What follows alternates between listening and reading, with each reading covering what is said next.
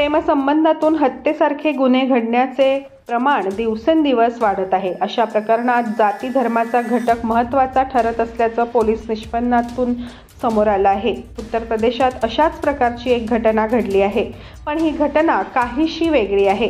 तिथल्या एका तरुणीचा मृत्यू झाला। मृत्यूनंतर ओळख न पटल्याने तिच्या मृतदेहावर 40 महिने अंत्यसंस्कार करण्यात आले नाही। या प्रकरणात पोलीस तपास, गुन्ह्याचं कारण आदी गोष्टींमुळे या तरुणीचा मृतदेह शवागारातच ठेवण्यात आला। 40 महिन्यानंतर बऱ्याच गोष्टी स्पष्ट झाल्या।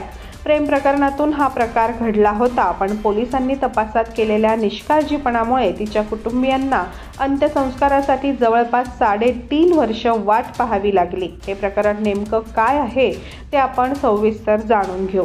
उत्तर प्रदेशातल्या इटावा येथील एका शासकीय रुग्णालयाच्या शवागारात एका तरुणीचा सापळा सुमारे 3.5 वर्षांपासून ठेवण्यात आला होता। या दरम्यान तरुणीच्या पालकांनी पोलीस स्टेशनपासून ते न्यायालयापर्यंत चक्रा मारल्या। आता मुलीच्या आत्म्याला शांती मिळावी यासाठी अंत्यसंस्कार करण्याकरता आपल्या मुलीचा मृतदेह ताब्यात मिळावा अशी त्यांची मागणी होती। पोलिसांच्या निष्काळजीपणामुळे ही गोष्ट साध्य होत नव्हती।